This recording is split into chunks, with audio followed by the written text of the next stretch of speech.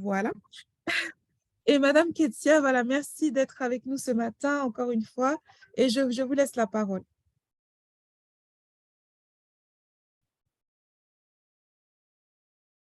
Madame Ketsia, si vous pouvez ouvrir votre micro.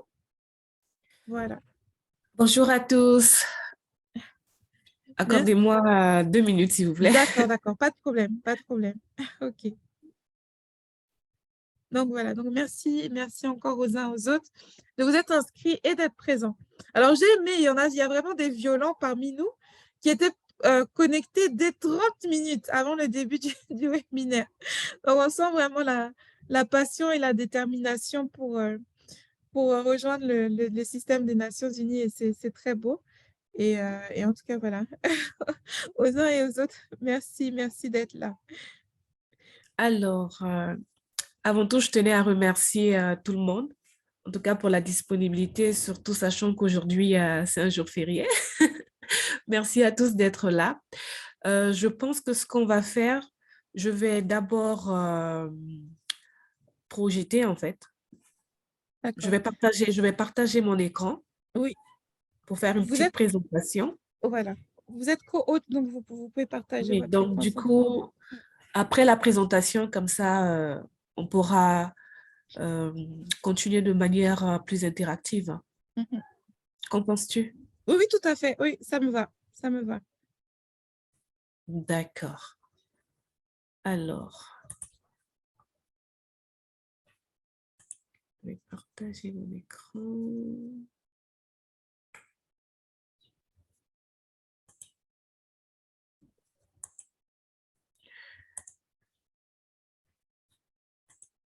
OK. Alors, Est-ce que c'est bon? nuit. Ah, voilà. Alors, laisse-moi vérifier. Je sois dans le bon. Oui, c'est bon, on voit la présentation. Parfait. Parfait. D'accord. Ah, oui.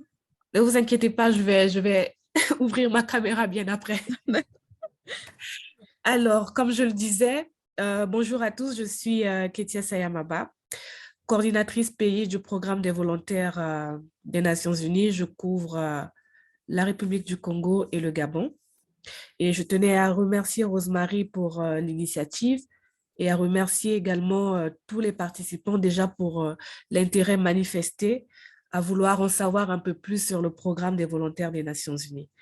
Donc, vous allez m'excuser parce que ça, c'est une présentation qui est un peu en franglais. Il y a quelques mots que vous allez retrouver en français et d'autres en anglais. Alors, l'agenda un peu de cette présentation, c'est que je vais vous présenter les informations clés sur le programme des volontaires des Nations Unies, notre mission, le lien entre les volontaires et les objectifs de développement durable, qui sont les volontaires des Nations Unies, quels sont les prérequis pour devenir volontaire, quels sont les bénéfices des volontaires, quelques petites astuces, hein, quelques informations à connaître avant de postuler, what else? Et qu'est-ce qui vient en fait après avoir postulé? Après, nous allons passer à une série de questions-réponses. Alors, déjà pour commencer, qui sommes-nous?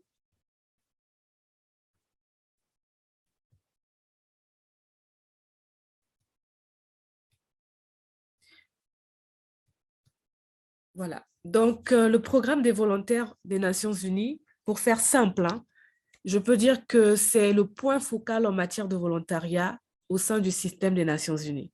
Donc, quand on parle de volontariat, on voit le programme des volontaires des Nations Unies. C'est une agence d'appui au développement pour le système des Nations Unies. Donc, c'est une organisation internationale du système des Nations Unies qui a pour mission, je peux le dire en un mot comme ça, qui a pour mission en tout cas de promouvoir le volontariat. Donc, nous avons 5 bureaux régionaux. Nous sommes représentés dans plus de 130 pays. Notre siège se trouve en Allemagne et puis nous sommes administrés par le bureau du PNUD. Donc, voilà un peu. Donc, nous avons différents bureaux régionaux et le nôtre, par exemple, nous sommes gérés par le bureau régional qui se trouve à Dakar. Donc, il couvre l'Afrique de l'Ouest et l'Afrique centrale. Alors, comme je le disais, ce que nous faisons, en fait, nous travaillons en collaboration avec différents partenaires. Parmi les partenaires, nous avons le système des Nations Unies, mais nous avons également les gouvernements, les associations, les ONG et la communauté. Donc, ensemble, en fait, nous travaillons pour intégrer les volontaires en fait, nous facilitons l'insertion socio-professionnelle des jeunes, déjà, à travers le volontariat, mais également, nous travaillons de manière à soutenir tout ce qui est activité, opération de paix et de développement dans le monde. Et l'une de nos missions aussi, c'est de faire en sorte que le volontariat soit vraiment reconnu comme une valeur ajoutée pour l'atteinte des objectifs de développement durable. Donc, de ce fait, nous travaillons, nous avons deux grands volets.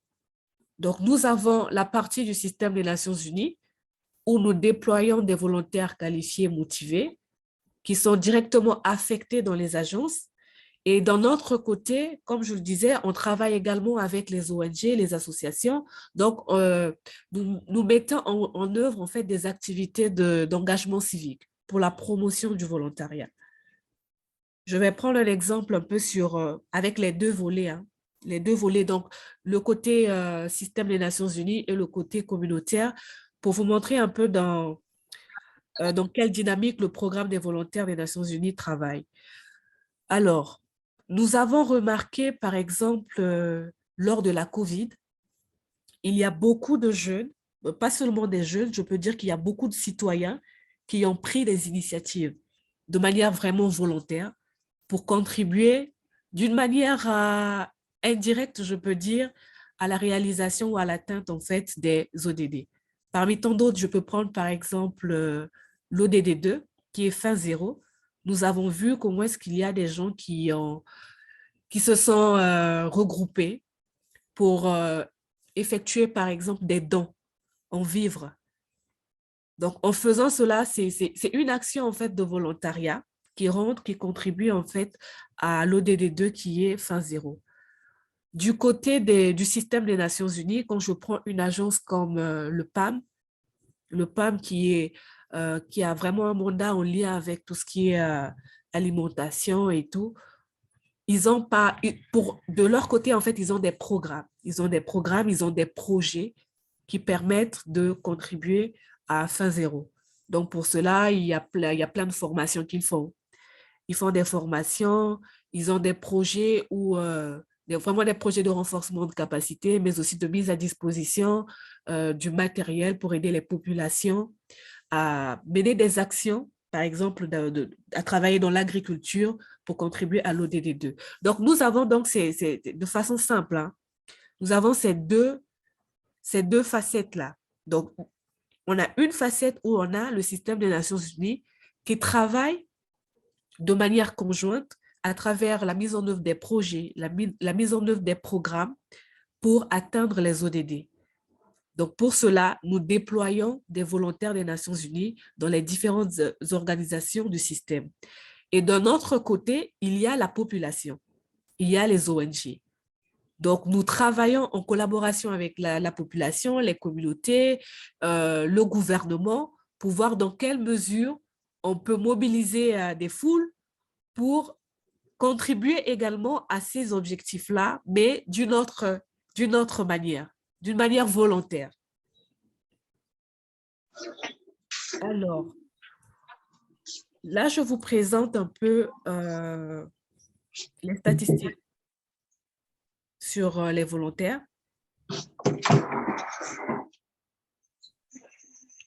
Vous allez remarquer là, par exemple, on a plus de 8000 volontaires qui sont en service. Et parmi les 8000 volontaires, on a même plus de 162 nationalités, dont l'âge moyen est de 34 ans. Et les pays d'affectation, on a près de 154 pays d'affectation. Donc, nous avons également des volontaires qui servent en ligne.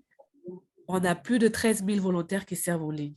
Donc, ça, c'est pour que vous ayez un peu une idée générale un peu de la situation des volontaires. Alors, ce qui est bon à savoir, même avant de vouloir postuler aux Nations Unies, c'est que nous avons différentes modalités de volontaires des Nations Unies.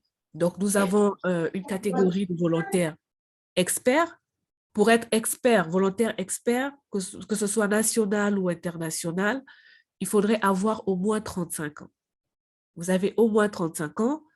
Ben, ce qui est prérequis aussi, c'est d'avoir au moins 15 ans d'expérience professionnelle, avoir un master, et puis la durée du contrat, ça part de 3 à 48 mois. Alors, les volontaires spécialistes, quant à eux, l'âge qui est prérequis, c'est de 27 ans.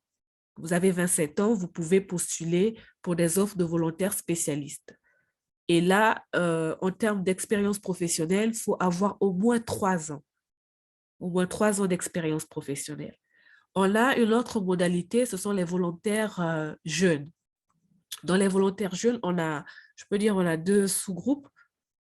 On a les volontaires jeunes, internationaux et puis les nationaux. Il faut avoir 18 ans. Et puis, l'expérience professionnelle, ça varie de 0 à 2 ans. On a la modalité aussi de volontaire universitaire. Il faut avoir au minimum 18 ans. L'expérience professionnelle varie de 0 à 2 ans. Et nous avons la modalité de volontaire communautaire. Là-bas, l'expérience, en tout cas, ça varie de... Bon, il n'y a pas d'expérience professionnelle pour les communautaires. Il suffit d'avoir 18 ans et puis avoir le baccalauréat. Et finalement, nous avons les volontaires en ligne. Bon, pour cela, il faudrait avoir 18 ans. Et puis, dans la catégorie spécifique des volontaires en ligne, on n'a pas besoin, en fait, d'expérience professionnelle en tant que telle. Mais si vous saviez, en fait, effectuer une tâche, vous pouvez vous rendre utile en devenant volontaire en ligne. Alors, la différence entre déjà les volontaires experts, spécialistes, jeunes, communautaires et la catégorie online, c'est que les autres catégories de volontaires sont directement affectées dans les organisations du système des Nations Unies.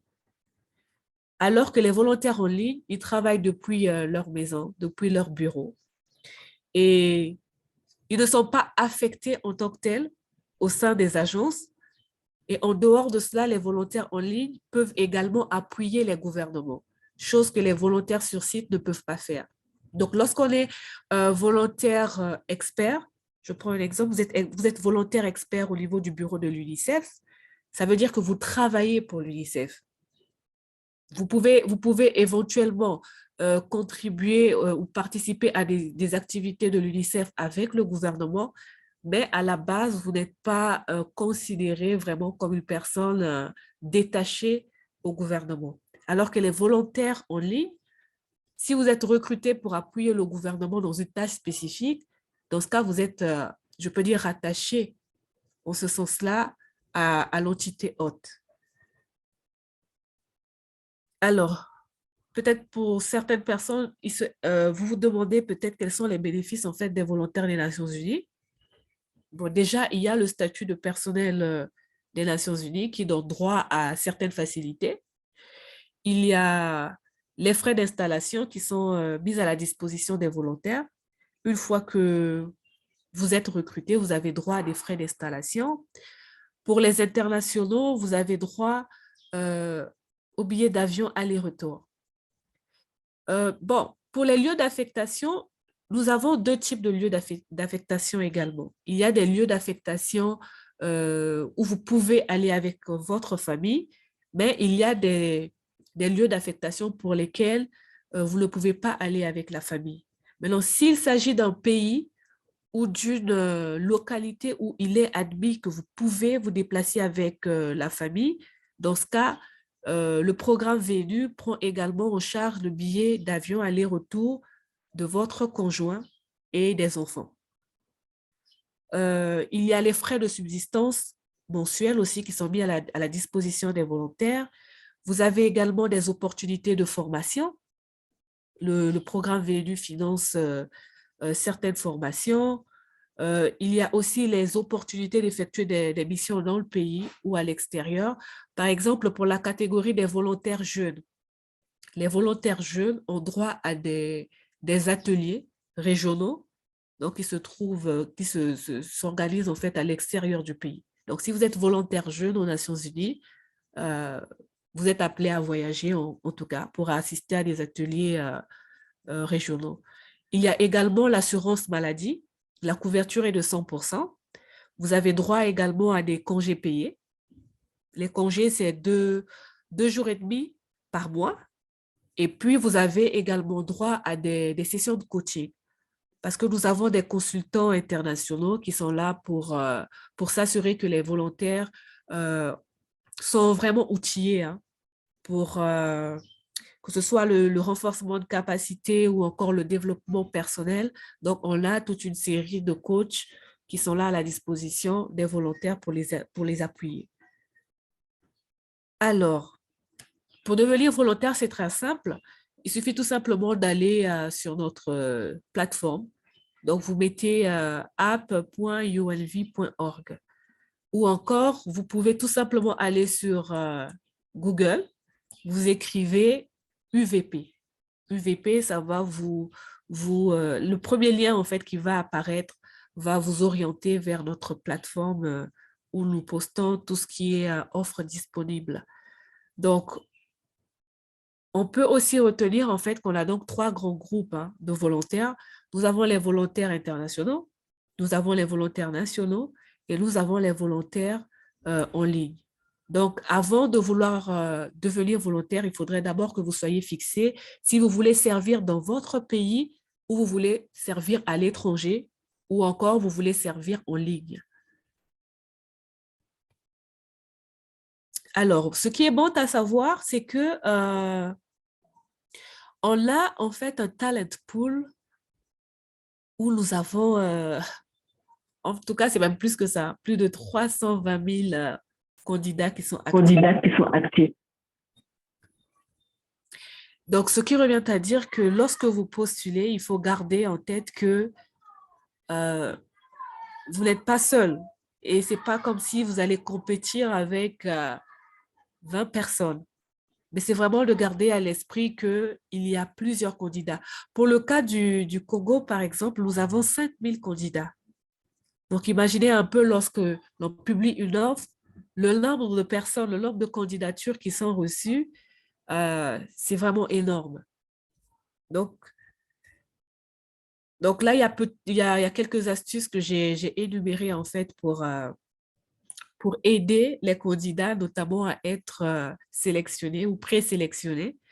Donc déjà, il faut créer un compte sur UVP, comme je l'ai dit. Donc, vous allez sur Google, vous écrivez UVP. Le premier lien qui va apparaître, c'est ce lien-là qu'il faut cliquer pour pouvoir créer un compte. Donc, le programme VLU ne reçoit pas des candidatures en présentiel. Je reçois souvent des gens au bureau qui viennent pour dire qu'ils ont été sélectionnés par le programme VLU et qu'il fallait reverser de l'argent pour commencer le travail. C'est totalement faux. Déjà, le processus d'application, si vous voulez postuler en tout cas, c'est gratuit. Du début jusqu'à la fin, au contraire, c'est même le programme VLU qui vous donne des frais une fois que vous êtes sélectionné pour vous aider à vous installer, à prendre fonction. Donc, ce n'est pas le contraire. Donc, c'est vraiment une information importante, c'est qu'il faut créer un compte et je recommande vraiment aux gens de remplir les informations en anglais. Parce que aussi, dans le système des Nations Unies, c'est une réalité malheureusement, mais c'est important d'avoir des notions basiques en anglais. Parce que vous le vouliez ou non, vous serez des fois appelé à travailler avec des partenaires anglophones ou encore à traiter des documents qui sont rédigés en anglais. Donc, c'est vraiment important, d'où l'astuce de créer votre profil en anglais. Deuxièmement, c'est quoi? C'est de mentionner toutes vos expériences passées et formations faites. vraiment ne négliger absolument rien. Parce qu'il y a des personnes qui se disent que, je vais prendre un autre exemple très simple. Euh, vous avez fini par exemple avec les études, en attendant d'avoir un emploi, vous décidez d'entreprendre. Vous décidez par exemple d'avoir une cabine téléphonique au coin de la rue. Mais lorsque vous remplissez vos informations sur la plateforme UVP, vous ne mentionnez pas cela. Toute expérience professionnelle est pertinente. Parce que même en ayant à votre disposition une boutique ou une cabine téléphonique, ça veut dire que vous êtes en contact permanent avec une clientèle. Et pour être en contact permanent avec une clientèle, ça nécessite certaines compétences. Parce que si vous ne savez pas gérer les clients, vous ne savez pas gérer les frustrations, les humeurs et tout, votre affaire, ou si vous ne savez pas vendre votre cabine, vous n'aurez pas de la clientèle. Donc déjà, c'est important de savoir comment se vendre, comment mettre vraiment en valeur. En fait, il faudrait que vous vous valorisiez vous-même lorsque vous insérez toutes les expériences professionnelles. Vous avez par exemple un centre dans lequel vous donnez des cours gratuits aux enfants du quartier, c'est important parce que nous sommes le programme des volontaires des Nations Unies. Donc, toute expérience de volontariat effectuée même au niveau de la communauté est vraiment pertinente pour nous. Donc, une autre astuce, c'est de vous abonner à nos comptes Facebook, Twitter, LinkedIn, pas juste du programme des volontaires des Nations Unies, mais également pour les organisations des Nations Unies qui vous intéressent. Donc, c'est important aussi de connaître quelles sont les organisations des Nations Unies au Congo et quel est le mandat de chacune des organisations. Il ne s'agit pas juste de créer un profil ou de postuler à toutes les offres qui apparaissent, mais c'est vraiment un travail de recherche. Vous devez connaître quel est le mandat de chacune des organisations, quelle est l'organisation pour laquelle vous pensez que vous pourrez au mieux servir. Et sur la base de cela, vous vous abonnez au compte. Il y a beaucoup d'opportunités, en tout cas, qui sont souvent publiées. Des fois, nous sommes même confrontés. Il y a des fois des offres que les organisations des Nations Unies partagent. Et on est obligé de republier parce que les gens ne cherchent pas l'information au bon endroit. Donc, informez-vous vraiment sur les mandats des différentes agences, suivez-les sur les différents comptes Facebook, Twitter, parce que chaque fois qu'il y a une offre, c'est publié sur ces différents canaux. Aussi, informez-vous sur le parcours de ceux qui y travaillent. Ce n'est pas sorcier. Tous ceux qui sont au niveau du système des Nations Unies ne sont pas arrivés là par coup de magie. Il y en a vraiment qui ont des parcours inspirants. Donc, si vous avez l'opportunité d'être en contact avec quelqu'un qui est dans une organisation, informez-vous tout simplement. Comment est-ce que vous avez fait pour y arriver? Quels sont les conseils, les recommandations que vous pouvez faire pour que nous aussi, demain, nous soyons staff des Nations Unies? Restez compétitif. Restez compétitif en renforçant vos capacités au quotidien. Le système des Nations Unies est fait de sorte à ce que tous les jours, on est en compétition constante. Personne n'a un poste aux Nations Unies où il se dit, bon, l'essentiel est que j'ai mon poste, donc je suis là. Non, tout est changement, donc il faudrait vous informer de manière vraiment en continu. Hein. Vous vous informez, vous vous formez, restez toujours à la pointe, en tout cas, de l'actualité, à la pointe même des compétences, parce que vous pouvez rentrer avec, par exemple, vous êtes assistante, mais aujourd'hui aussi, ce qu'on trouve, on retrouve auprès des différents staffs des Nations Unies, c'est que tout le monde est capable de faire un peu tout. Donc, vous pouvez être recruté pour être économiste et puis vous vous retrouvez en train de faire du partenariat. Donc, c'est vraiment ça. C'est un milieu extrêmement compétitif. Donc, il faudrait garder les pieds sur terre et sortir de sa zone de confort. Actualiser aussi vos profils.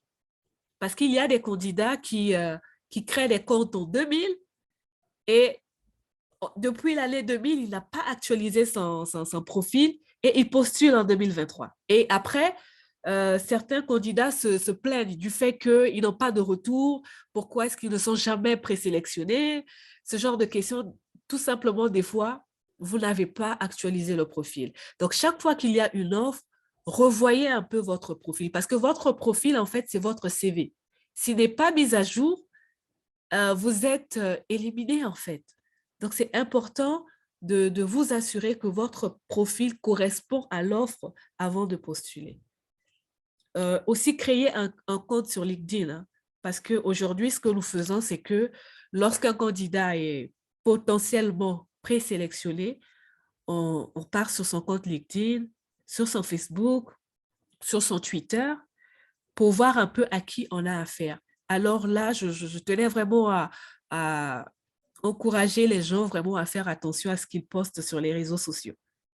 Parce que pour une publication, ben, vous pouvez être éliminé tout simplement. Donc, c'est important, surtout lorsque vous savez que vous êtes à la quête de l'emploi, de faire attention sur votre posture, même sur les réseaux sociaux.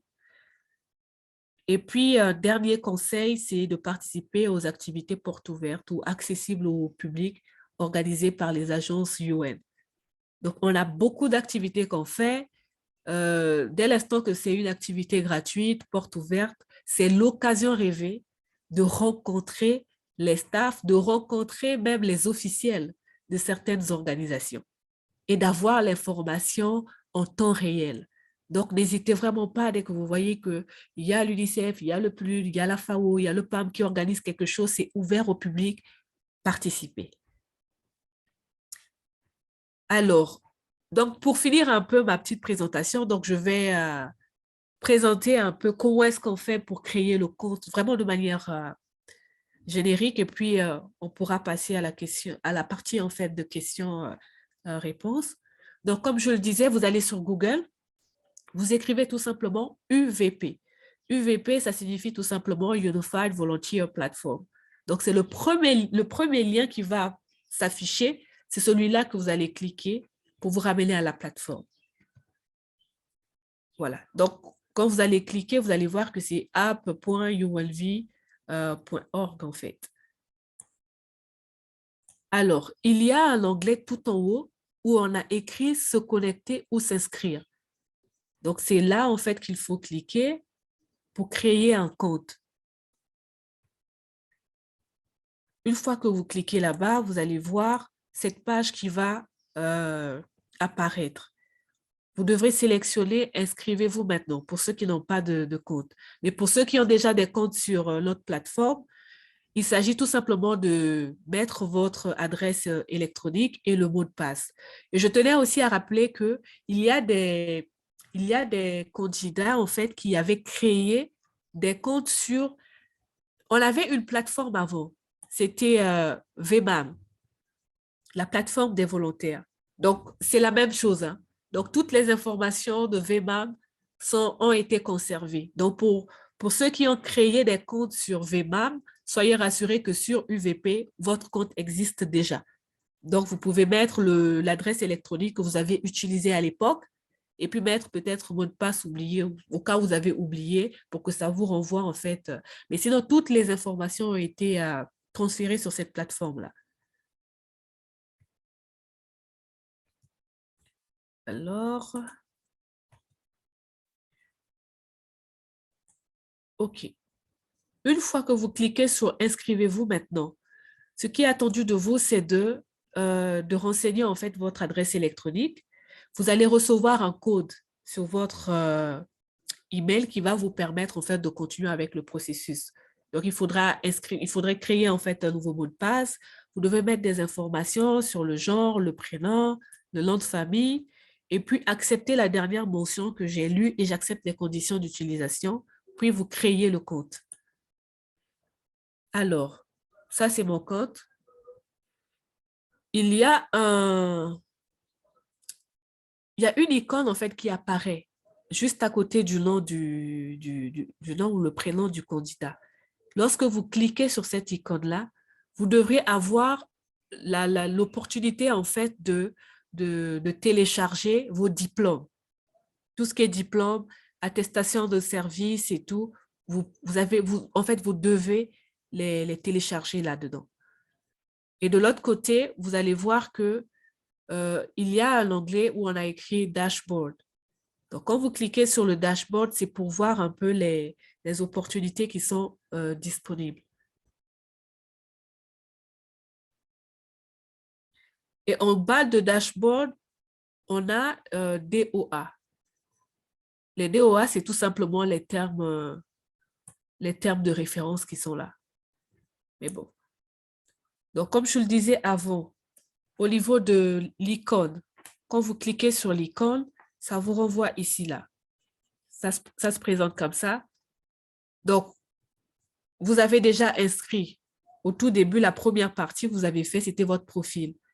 Donc, vous avez mis votre nom, la date de naissance, le prénom, le mot de passe et tout. Mais de l'autre côté, il faudrait renseigner le profil. Alors, il y a aussi une information importante, hein, My Banking, là. Il s'agit là de mettre des informations sur votre compte bancaire. Comme je l'ai dit, dans le processus de recrutement et d'affectation des volontaires, c'est important que vous ayez, ce n'est pas au candidat de venir donner de l'argent pour avoir une opportunité de volontariat, mais au contraire, c'est le programme des VNU qui donne des frais au candidat pour l'aider à s'installer une fois qu'il est sélectionné. Donc, c'est important de mettre des informations sur votre compte. Alors, lorsque vous êtes au niveau de DOA, l'option DOA, vous allez un peu voir comment est-ce que ça apparaît. Même la plateforme en elle-même, lorsque vous cliquez sur Google, lorsque vous écrivez UVP juste sur Google, ça vous renvoie même à une page un peu qui est un peu similaire à celle-ci. Donc, il y a là les offres qui sont déjà disponibles. Vous allez voir qu'il y a certaines offres, un peu comme en orange, on a mentionné online. Là, vous savez que ça, c'est une offre pour être volontaire en ligne. Les autres types de volontaires, on a précisé la mention on-site. Donc, les offres où on a écrit on-site, c'est pour travailler au sein de ces organisations des Nations Unies. Maintenant, les online, ça peut être pour appuyer une organisation des Nations Unies ou encore pour appuyer le gouvernement ou une ONG, ainsi de suite. Donc, vous allez voir que si on regarde les flèches qui sont en orange, il y a la mention déjà du type de volontariat, si c'est un volontariat sur site ou en ligne. Il y a le pays ou le lieu d'affectation. En orange, là, on voit par exemple, c'est le Japon. Il y a la durée de l'affectation qui est déjà mentionnée. Par exemple, là, c'est 2 semaines. Et une autre information, c'est que les volontaires en ligne ne font qu'une seule tâche, mais vraiment à une durée bien déterminée, très courte. Les volontaires en ligne font des tâches un peu comme la traduction, l'élaboration des rapports, ça peut être le design ou des recherches pour appuyer les agences du système des Nations Unies. Donc, pour cela, des fois, il y a des tâches de 2 semaines, 1 mois, en fonction du volume de la tâche, en fait.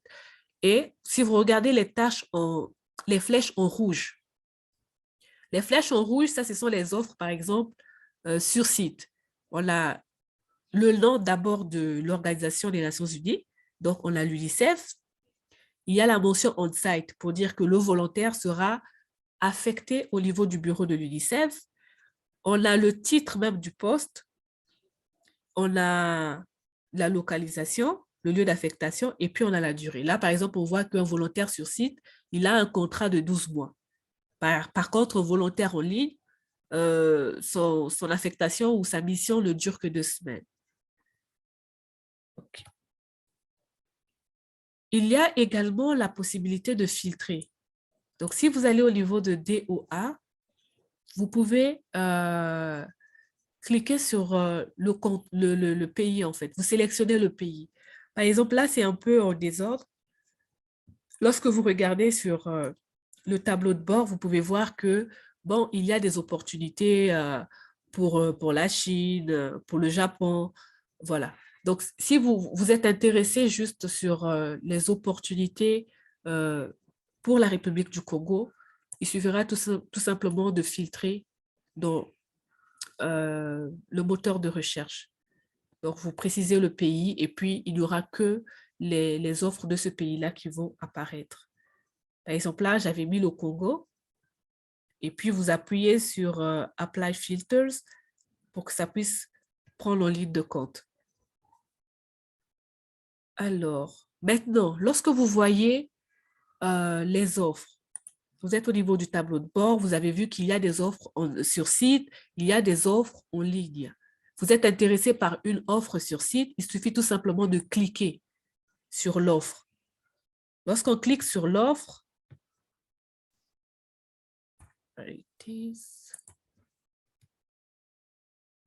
voici comment est-ce que ça apparaît. Donc, on a une première partie, en fait, on vous donne les informations générales sur les termes de référence du poste. Donc, on vous dit, par exemple, que le poste est Development Coordination Associate. On vous donne même la date où vous êtes présumé la date de commencement. Hein. Mais ça se discute aussi. Hein, ça se discute bien après.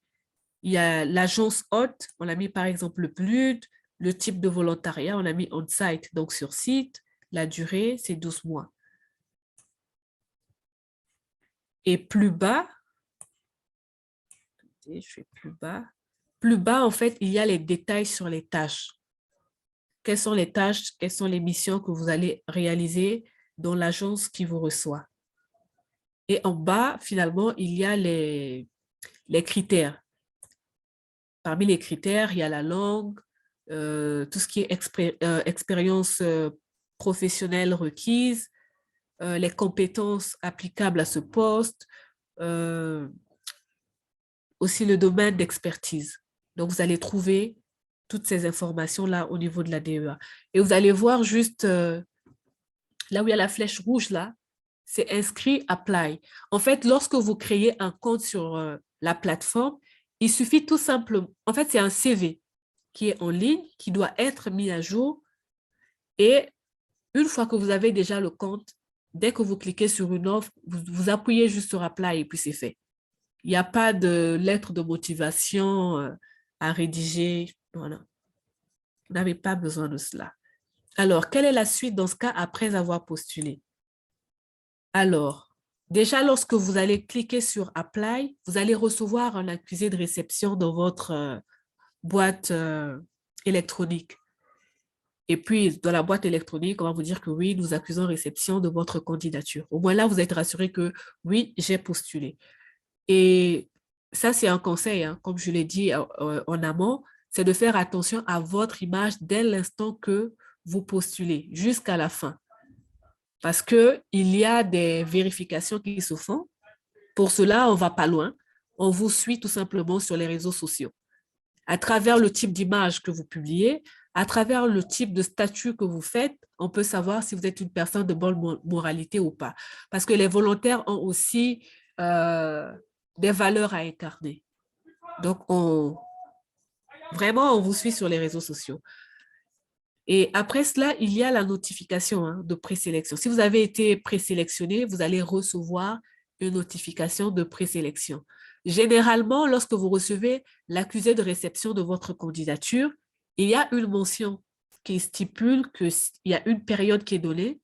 Dépassant cette période, si vous ne recevez pas un retour, considérez que vous n'avez pas été présélectionné déjà. Donc, pour ceux qui ont reçu juste l'accusé de réception et après 2 mois, vous n'avez pas de suite, c'est que vous n'avez pas été présélectionné.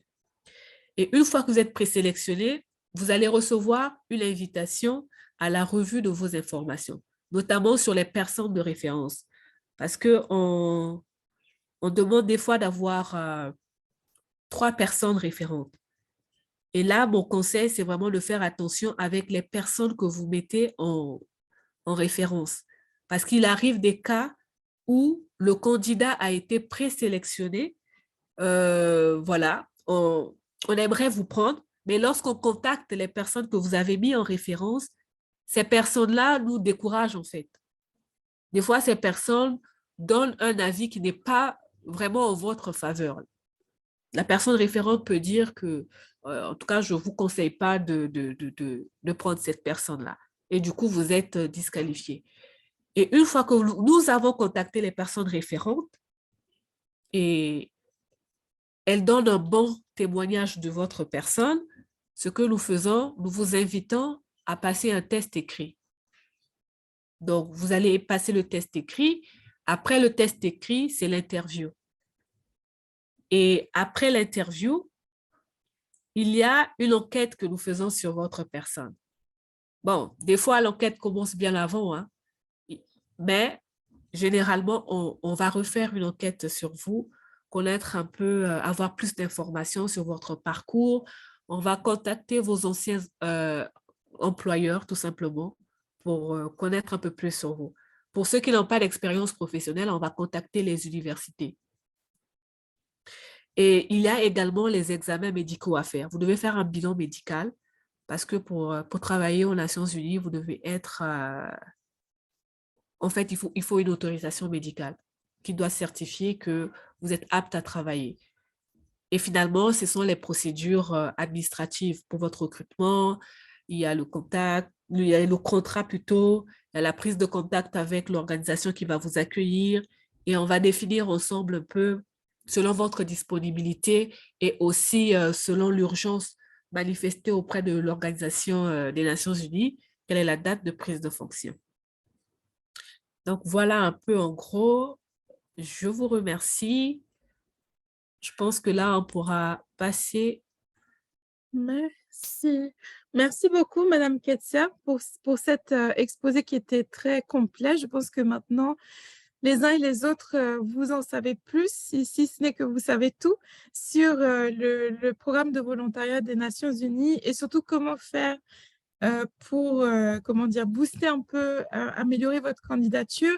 J'insiste vraiment sur les deux, enfin, tout est important dans ce que Madame Ketsia a dit, mais la recherche du travail, c'est pas juste quand on envoie les CV, les lettres de motivation. En fait, c'est tout un ensemble, et y compris votre comportement, partout où vous passez, en fait. Veillez toujours à laisser un bon témoignage, voilà, bien vous comporter, que ce soit sur les réseaux sociaux, que ce soit là où vous travaillez, là où vous étudiez, parce que tout ça, quand vous vous comportez mal, tôt ou tard, ça finit toujours par vous rattraper. On n'est pas des saints, mais partout, essayez de laisser un bon témoignage. Et juste par rapport aux candidatures, deux choses sur lesquelles je veux vraiment insister, que Mme Ketsia a mentionné: remplissez vos profils en anglais. On avait déjà fait par le passé un atelier avec un compatriote congolais, retraité du système des Nations Unies et notamment du programme UNV. Lui travaillait à Bonn. Il était peiné de voir qu'il y a des gens qui sont très compétents, mais leurs dossiers traînent dans les rosters de volontaires. Pourquoi? Parce qu'ils sont remplis en français, et beaucoup, c'est-à-dire c'est une réalité dans le système des Nations Unies. Beaucoup de HR, de gens qui travaillent aux ressources humaines, sont des anglophones. Quand ils recherchent des profils, quand ils sourcent des profils, quand ils filtrent des profils, ils le font avec des mots clés en anglais. S'il cherche un comptable, il va chercher accountant, il ne va jamais chercher comptable. Et donc, même si vous êtes le comptable le plus compétent de la Terre, votre votre candidature risque de passer à côté. Et l'autre chose, soyez ouverts, soyez proactifs. Madame Kessia l'a dit, n'hésitez pas à faire du réseautage, à aller dans les événements des Nations Unies qui sont organisés dans votre ville, dans votre pays. J'ai comme ça un témoignage de quelqu'un que j'accompagnais par rapport à l'emploi.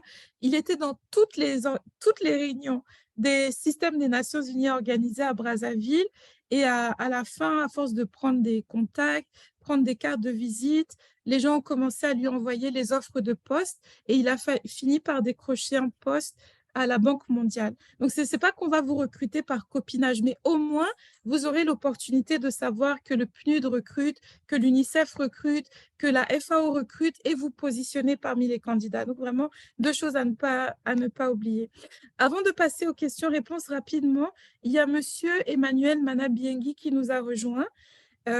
Donc, lui est assistant ressources humaines à l'OMS. C'est lui-même un ancien volontaire des Nations Unies qui est devenu staff des Nations Unies. Donc, vous voyez, c'est vraiment une porte d'entrée intéressante dans le système des Nations Unies. Il va peut-être nous donner un mot et peut-être encore ajouter 2 ou 3 conseils ou encore appuyer certains conseils que Madame Ketsia a déjà pu dire. On dit que enseigner, c'est répéter. Donc, peut-être si vous entendez le même conseil 3 fois dans cette matinée, vous allez les mettre en action. Monsieur Emmanuel, à vous la parole. Bonjour, bonjour Madame Rose, bonjour cher Saya, bonjour à tous les membres et participants de ce webinaire. J'espère que vous m'entendez très bien. On vous entend clairement. On vous entend D'accord, clairement. merci. Alors, le plaisir est pour moi de partager cette plateforme avec vous et puis surtout d'aider ou de partager mon expérience et mes conseils. Je vous avoue que les Nations Unies, pour moi, ça a toujours été un rêve très tôt. Alors, juste une petite histoire. J'ai vécu, j'ai grandi dans la zone où se trouve le bureau régional de l'OMS. Donc, et ma mère travaillait au PNUD. Elle a pris sa retraite il y a 3 ans ou 4 ans de cela. Et étant encore très jeune, parce que c'est dans les années 2000 qu'elle a été recrutée au PNUD en tant qu'infirmière au dispensaire du PNUD. Alors, il y avait il y a un accord entre les agences, souvent on peut s'entraider. Et il y a donc l'OMS comment on appelle ça? L'OMS a un programme de transport, on va dire ça comme ça. Donc, ils mettent à disposition des staffs de l'OMS leur bus pour comment on va dire, pour le déplacement des enfants. On va dire, on va les accompagner à l'école, on va les reprendre l'après-midi, on les ramène à la maison. Et donc, notre mère avait discuté, avait eu vent donc de ce système. Et elle avait donc, elle nous avait enregistré auprès donc du service de transport donc de l'OMS. Et chaque jour, donc on nous prenait le matin très tôt, vers 5h, 6h, et on passait tous les jours donc devant le grand bureau de l'OMS. Et chaque jour que je passais devant le grand bureau de l'OMS, ça me faisait tellement du bien de voir ce bâtiment-là que je me disais au fond de mon cœur, je veux travailler ici. J'étais encore très jeune à ce moment-là. Je pense que je devais avoir entre 13, 14 ans. Et donc, chaque jour, je voyais ce bâtiment-là, je me disais, je dois rentrer un jour dans ce bâtiment, je dois y travailler.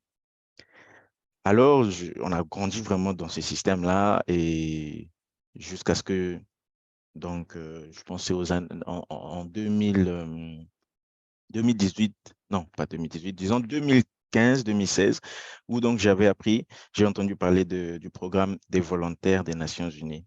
À l'époque, c'était très bien, on nous parlait de grandes sommes que les gens gagnaient et tout. Et donc, ma mère m'en a parlé et j'étais très intéressé. J'ai ouvert mon compte très tôt dans cette période-là. J'ai rempli, après je suis parti au Sénégal, je ne prenais plus trop attention, donc je faisais plus trop attention à ça. Et un jour, ma mère me relance encore, me disant, mais il y a des gens qui sont en train de rentrer dans les Nations Unies là. Toi, tu fais quoi? Essaie de te relancer un peu sur l'affaire là. Je suis reparti sur la plateforme, j'ai mis à jour. À l'époque, j'avais un cabinet donc à Dakar, un cabinet de recrutement, consultance, placement.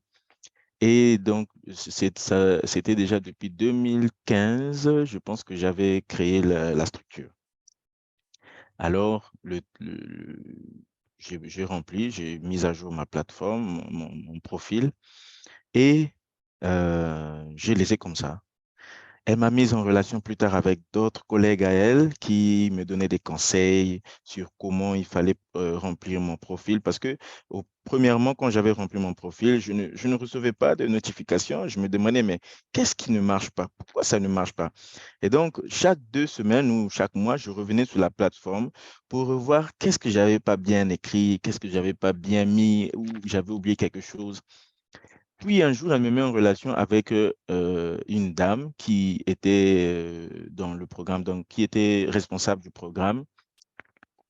Et c'est une maman pour moi, hein. Et cette dame m'a donné beaucoup de conseils sur comment présenter un CV, notamment inscrire les tâches, bien spécifier tout ce qu'on a eu à faire, mettre les avantages, les réalisations qu'on a eu à accomplir et euh, vraiment détaillé, on va dire, détaillé le plus maximum, assez détaillé, on va dire, le profil. Alors, j'ai pris mon temps, j'ai réfléchi pendant près d'une semaine, juste pour réfléchir sur toutes les tâches que j'avais à réaliser dans mes anciennes expériences, parce qu'en même temps que j'étais responsable du cabinet que je dirigeais, j'avais aussi plusieurs activités parallèles, comme on dit souvent. On intervient dans beaucoup d'activités, et donc il fallait faire un peu le retour sur tous ces éléments-là, sur toutes les tâches, sur tout ce qui avait été abordé, toutes les réalisations, tous les exploits que j'ai réalisés, que j'ai fait, que j'ai pu atteindre. Et j'ai mis tout ça sur la plateforme. Et je pense, près d'un an est passé, hein. Et un jour, alors que je me connectais sur mon mail, je vois une invitation pour un test, une interview, pardon, au poste de ressources humaines auquel j'avais postulé.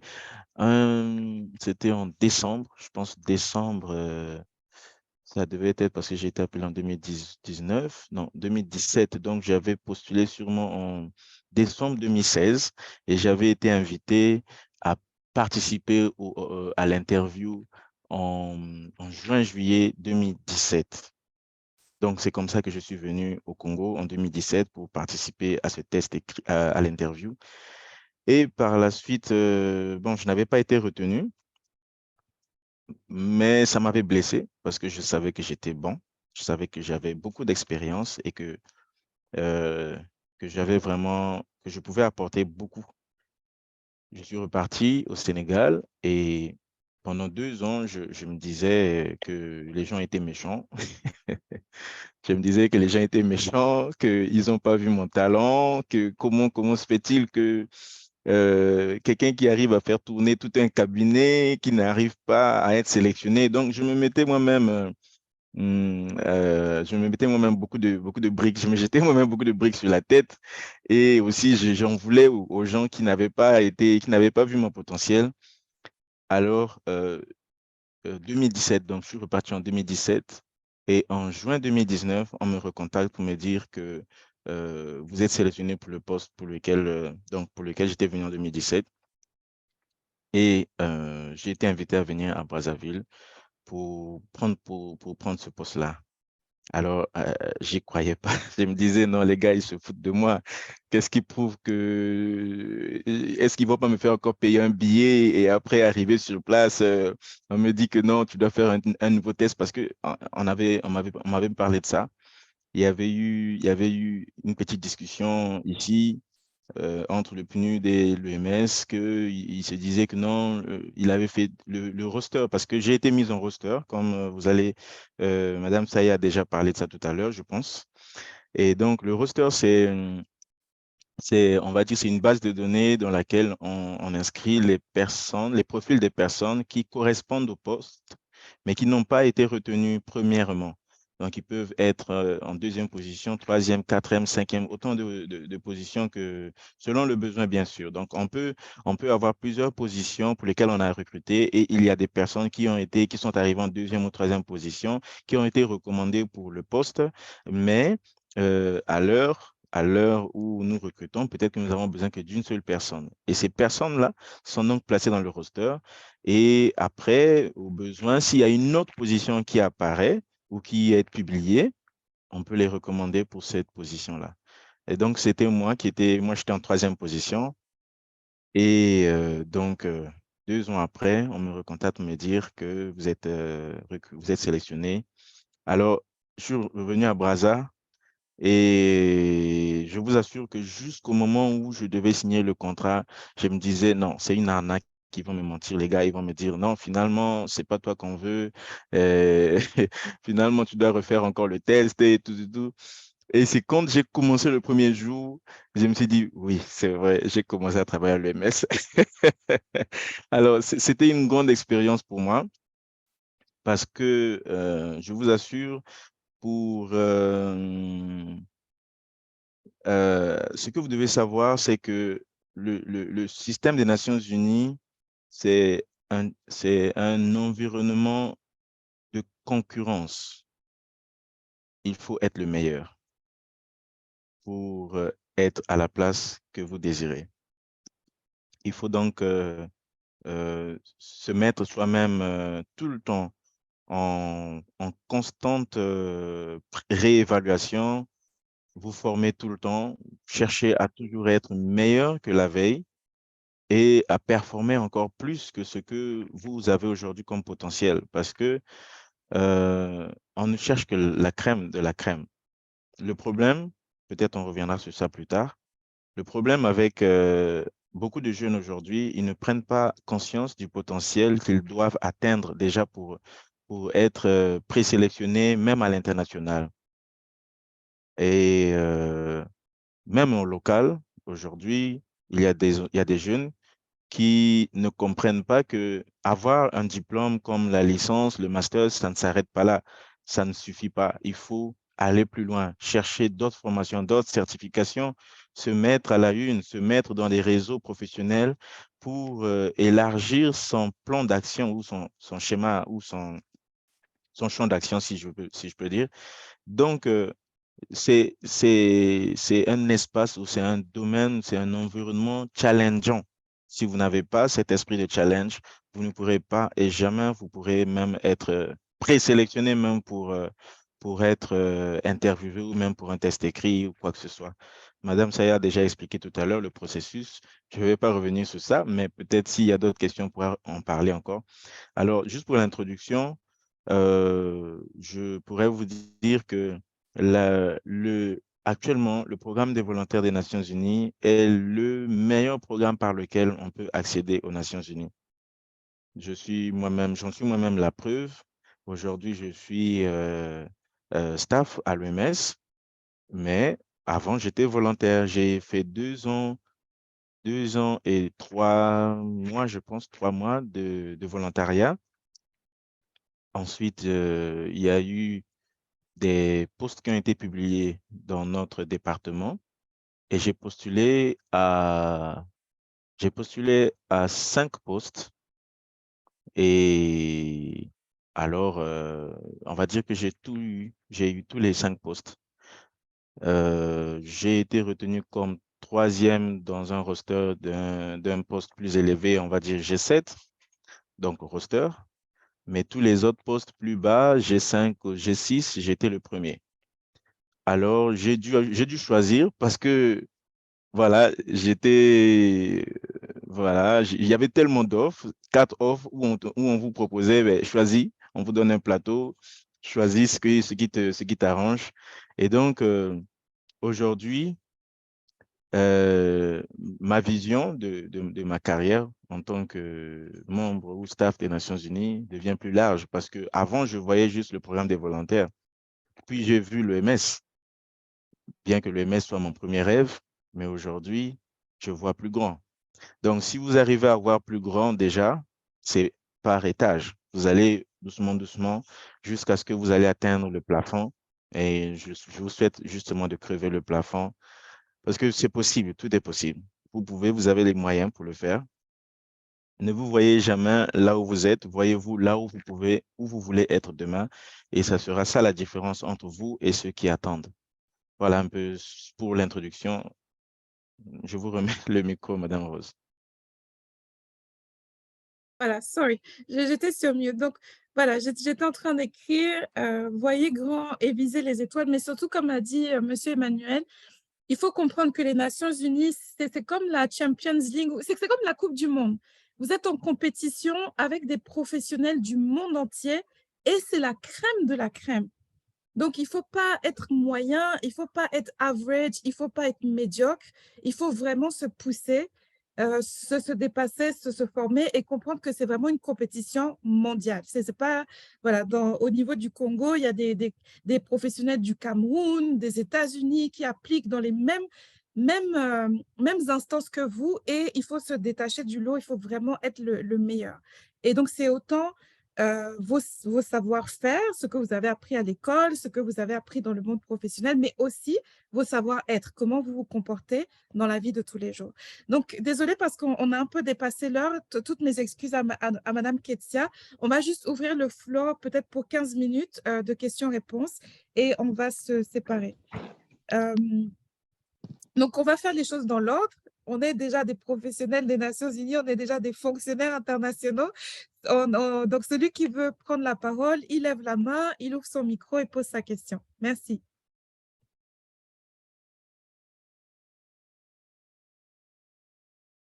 Et surtout, pas de timidité, hein, profitez-en. Fonctionnaire international, on est poli, mais on n'est pas timide. Vous avez la coordinatrice pour les Congo et Gabon qui est là, ce n'est pas tous les jours, donc profitez-en. Queen Larissa, tu peux ouvrir ton micro et poser ta question. Bonjour et merci pour cet événement aujourd'hui.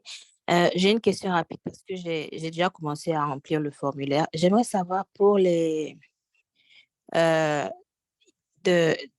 education, pardon, the academic qualification. Est-ce que je dois le mettre en fonction des années ou je peux le mettre en désordre? En fait, je sais pas par où commencer.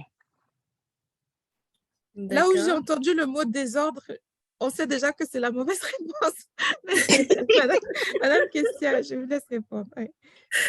Alors, pour ça, il faudrait mettre en ordre. Comme je le disais, en fait, lorsque vous créez un compte sur la plateforme, c'est votre CV.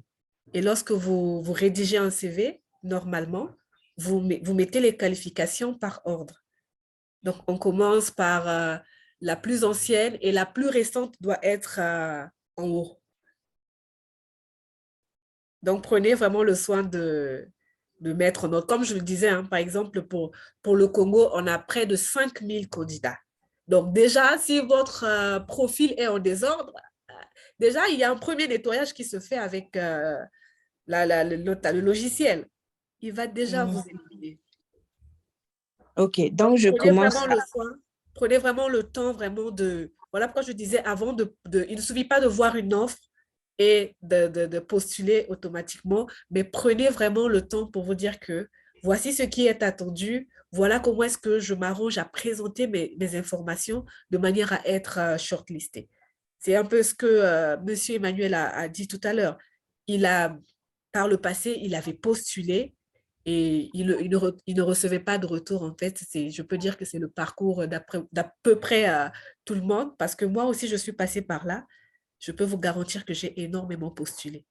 Bon, j'ai beaucoup postulé, mais avant, je postulais en désordre. Parce que je me disais, je veux être volontaire, je veux travailler aux Nations Unies. Dès qu'il y a une offre, même si je suis consciente que je n'ai pas tous les éléments, les éléments demandés, je me dis, je me jette à l'eau. Peut-être qu'il y aura un miracle et puis on va me prendre. Non, ça ne se passe pas comme ça. Si vous n'avez pas les qualifications, on ne va pas vous shortlister. J'espère que ma réponse vous a aidé. Donc, prenez le temps de ça. Donc, je commence par la qualification la plus récente, c'est ça? La plus récente doit vraiment être en top. Oui. La plus récente doit être au top. C'est comme un CV. Comme le CV, tout simplement. Donc, la qualification la plus récente en premier et vous allez ensuite en arrière du plus récent au plus ancien. Parce que ce qui intéresse le recruteur, c'est ce que vous avez fait en dernier. C'est normal.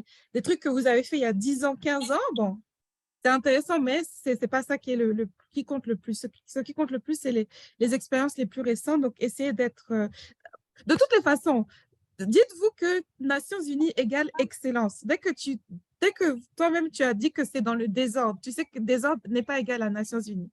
Donc, it shouldn't be there de base. Non, Et en fait, quand je disais désordre, c'était oui, du oui, genre, par exemple, que si, tu mets disons, 2015, après 2008, après on se retrouve en 2018 et ça ne marche pas. Et oui, ok, une chose je vois. aussi importante qu'a dit Madame Ketsia, soyez conscient que vos profils sont d'abord, ça on a déjà vu ça ensemble dans nos formations, mais vos profils sont d'abord filtrés toujours par des machines et des logiciels. Donc, la machine, elle ne réfléchit pas. Hein. La machine, elle n'a pas la compassion. La machine, elle ne se dit pas, oh, le pauvre, ça fait longtemps qu'il cherche le travail. Même si les informations ne sont pas bien hiérarchisées, on va quand même le prendre un à un. Donc, voilà, si ce n'est pas ordonné, si ce n'est pas coordonné, s'il n'y a pas certains mots-clés, s'il n'y a pas, voilà, la machine va vous disqualifier de base, de base. Donc, vraiment, soyez méticuleux. Prenez le temps. Une candidature des Nations Unies, c'est un truc qui prend au moins 2 jours, 3 jours pour le faire. Hein, et ce n'est pas un problème. Vous pouvez même mettre 1 semaine pour faire votre candidature. Et ce n'est pas un problème, c'est même recommandé. Je ne sais pas, Moi, je Monsieur prends Emmanuel, même deux voilà, tu as semaines. votre Hein. candidature. Oui. Moi, je peux même prendre 2 semaines parce que chaque chose, en fait, chaque mot, chaque ligne que je vais inscrire doit être, en fait, je dois m'assurer que j'ai 100%, 99,19 ou 99% que le logiciel ou les algorithmes vont forcément le retrouver. Donc, c'est une question de matching. Si vous avez, je pense que vous avez vous avez déjà vu comment on appelle ça? Il y a des jeux où on nous dit souvent, vous avez la liste A, vous avez la liste, oui, vous avez une liste vous avez une colonne A, vous avez une colonne B. Alors, vous devez trouver le mot qui match avec la colonne B, le mot qui match avec la colonne C. Le logiciel, il est un peu comme ça. Il doit chercher on lui donne des mots, il y a des mots, bon, tout est déjà paramétré depuis très longtemps. Quand on crée le logiciel, il y a des mots professionnels qui sont insérés. Et ces mots professionnels-là, il doit les retrouver dans votre profil pour pouvoir déjà vous sélectionner ou pour vous retenir ou même pour vous proposer.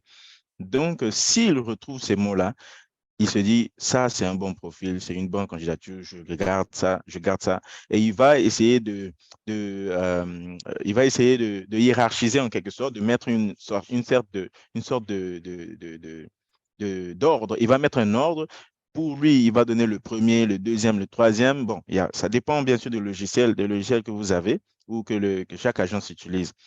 Mais faites attention à ce que vous inscrivez. Faites attention à ce que vous inscrivez et également à ce que vous avez fait.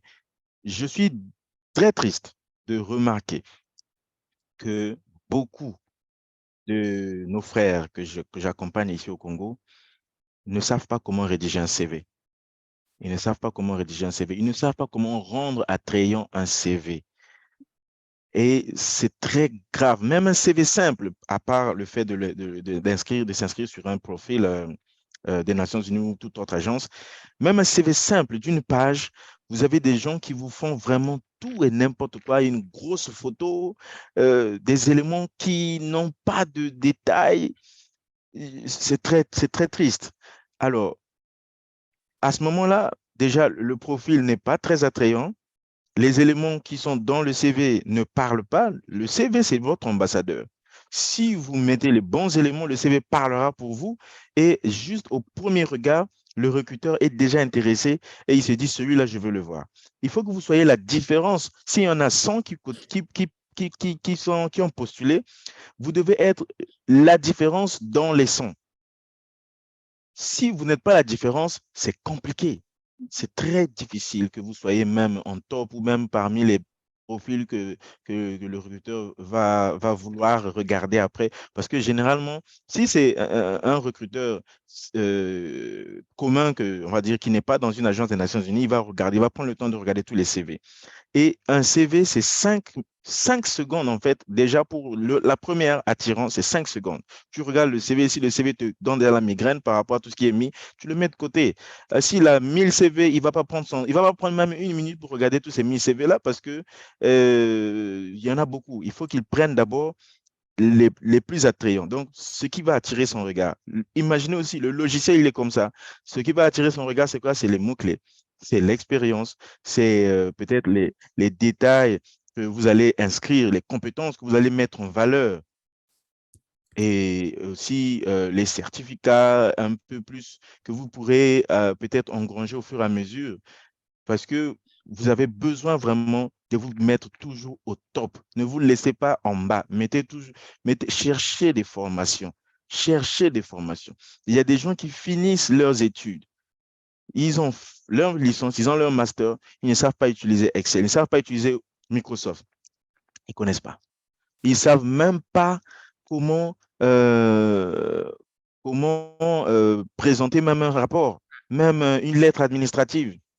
Vous pouvez aller suivre des formations en bureautique, en management, parce que ce que nous avons à l'école, parfois c'est littéraire, c'est juste que c'est beaucoup de littérature. Nous avons besoin de pratique. Il faut la maîtrise de l'outil informatique, la maîtrise des pratiques administratives. Et si vous ne le faites pas, ça sera compliqué. J'avais une fois fait un stage à la SECNA et je devais faire un rapport. Quand j'ai fait mon rapport, mon maître de stage m'a fait reprendre tout le rapport parce qu'il y avait tellement de fautes d'orthographe, il y avait tellement d'erreurs dans les syntaxes, dans les phrases. Il a dit, mais ça c'est quoi? Allez, reprends-moi tout ça là. Et lui-même, il était là pour chaque phrase, pour chaque mot que je devais mettre. Il regardait, est-ce que ça c'est bien fait? Est-ce que ça c'est bien dit? J'ai également travaillé à l'ambassade du Congo au Sénégal où chaque mot, chaque phrase dit quelque chose. Donc, vous devez vous mettre à la place de celui qui va lire, de celui qui va voir votre profil. Est-ce qu'il va se dire, celui-là, il a dit ce que je cherche. Est-ce que je peux le prendre Alors, pour voir un peu qu'est-ce que ça va donner? Voilà. Merci. merci. Ouais, merci, monsieur Emmanuel. Alors, il y a beaucoup de questions, donc on va essayer d'aller vite. Par rapport aux mots-clés, donc est-ce qu'il y a des termes ou des mots à éviter? Ça, je veux vous laisser répondre. Est-ce qu'il y a des mots à privilégier? Oui, les mots qui sont dans la fiche de poste. La fiche de poste, ça doit être votre alpha et votre oméga. Et moi, je recommande souvent, n'hésitez pas même de faire des copier-coller de certains mots qui vous paraissent vraiment importants dans la fiche de poste pour vous assurer qu'on les retrouve dans votre profil, qu'on les retrouve dans vos réponses, qu'on les retrouve dans votre CV en fait. Je ne sais pas si Monsieur Emmanuel, vous pouvez en dire juste rapidement 2 mots, les mots-clés à éviter, à privilégier. Et ensuite, on a une Il y a question Roland qui a la sur main levée. l'anglais. Voilà, c'est Madame Kessia, si vous pouvez répondre. Oui. OK. Bon, je vais donner rapidement quelques éléments avant que nous puissions prendre les mains levées. Les mots-clés, chaque domaine a ses mots-clés. Vous devez faire vos recherches. Vous devez faire vos recherches. Il y a les ressources humaines. Nous, on est dans les ressources humaines. Il y a des mots-clés. Il y a la comptabilité, il y a des mots-clés. Il y a tous les domaines ont des mots-clés. Vous devez vous imprégner de ces mots-clés-là afin de pouvoir, on va dire, d'améliorer votre discours professionnel. Parce qu'il y a des gens qui travaillent, mais ils n'ont pas un discours professionnel. Je vais donner un exemple très simple. Alors, imaginez quelqu'un qui dit, quelqu'un qui doit à la fin, quelqu'un qui est qui est chef, par exemple, quelque part, et à la fin de chaque mois ou à la fin de chaque jour, il doit envoyer un rapport à sa direction. Cette personne-là qui n'a pas le langage professionnel, il va peut-être écrire dans son CV écriture de rapport journalier. Qu'est-ce que ça veut dire? Écriture de rapport journalier. Je ne sais pas. Mais si la personne dit rédaction de rapport journalier, rédaction, c'est un mot-clé. C'est un mot-clé qui peut attirer l'attention du logiciel ou de quelqu'un. OK, merci. Alors, Donc, il y a voilà. beaucoup d'autres mots. Voilà. Voilà, Vous donc pourrez utiliser. le plus simple, hein, vraiment, fiez-vous à la fiche de poste. Les fiches de poste sont rédigées par des professionnels des ressources humaines.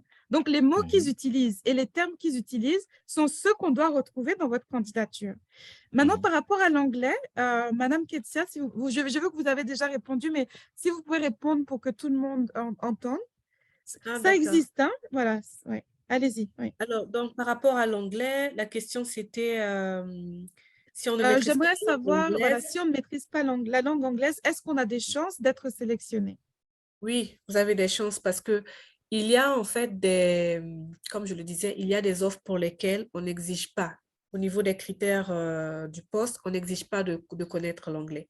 Mais j'encourage fortement tout un chacun à apprendre la langue anglaise. Parce qu'aujourd'hui, qu'on le veut ou pas, le monde évolue tellement que l'anglais devient vraiment la priorité. Même ici, je me retrouve des fois, nous sommes un pays francophone, mais vous serez des fois amené à travailler avec des collègues qui sont anglophones ou à participer à des ateliers régionaux. On ne parle qu'anglais ou encore à traiter des documents qui sont en anglais. Et même les plateformes sont en anglais. Il y a même des plateformes que vous n'avez pas la possibilité de traduire, donc c'est important. C'est quelque chose qui doit vous challenger et puis vous devez garder en fait en tête que plus je connais l'anglais, je reste compétitif et ça m'ouvre plus de portes. Plus de portes, voilà. Mais si vous vous focalisez sur le français, c'est dommage, mais le français ne donne pas beaucoup d'opportunités, malheureusement. Voilà. Non, Donc, je voulais dire juste un ouais. témoignage. Donc, dans l'unité où je suis, je travaille au service communication à l'OMS. J'ai une collègue, effectivement, qui ne parle pas anglais, mais son travail, c'est de superviser la communication des pays francophones. Donc, évidemment, dans son travail, elle n'a pas besoin de l'anglais. Ce n'était pas un prérequis dans la candidature. Mais toute l'unité, tous les autres collègues sont tous des anglophones. Nos chefs sont des anglophones.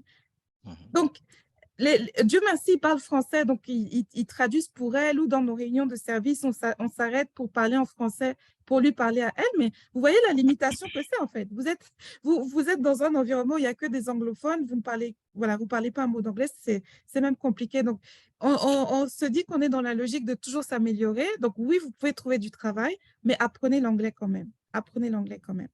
Maintenant, question. Alors, est-ce que les missions de volontaires peuvent être renouvelables? Oui, c'est des contrats de 1 an renouvelables jusqu'à 4 ans. Maintenant, un cas vraiment insoluble. Comment faire si on a dépassé l'âge requis et qu'on n'a pas d'expérience? OK. Déjà, pour ça, ce serait difficile de dépasser l'âge requis parce que le minimum, c'est 18 ans. Le max, je peux dire que c'est 80, pour ne pas dire qu'on n'a pas d'âge maximum.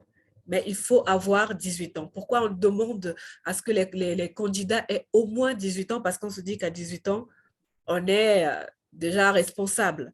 Donc, à 18 ans, il y a certaines tâches qu'on peut déjà endosser. Il y a un certain niveau de responsabilité qu'on peut déjà porter. Donc, on ne veut pas avoir affaire aux mineurs parce que quand vous travaillez aux Nations Unies, vous êtes exposé à beaucoup de choses. Donc, le minimum, c'est 18 ans. Maintenant, lorsqu'on n'a pas d'expérience professionnelle, on a en fait des catégories de volontaires. On a des volontaires jeunes. C'est la catégorie jeune pour laquelle on ne nécessite pas en fait d'avoir une expérience professionnelle. Donc, quand on est jeune, c'est de 18 ans à 26 ans.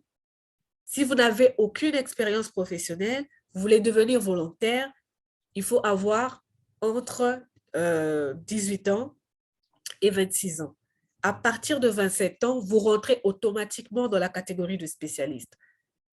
Et dans la catégorie de spécialiste, il faut avoir au moins, c'est 2 ans des fois, mais au moins 2 ans à 3 ans d'expérience professionnelle. Donc, pour vous dire que si vous avez 27 ans, vous avez 0 expérience professionnelle, allez d'abord chercher une expérience professionnelle quelque part et puis vous revenez pour postuler. Parce que c'est très compétitif.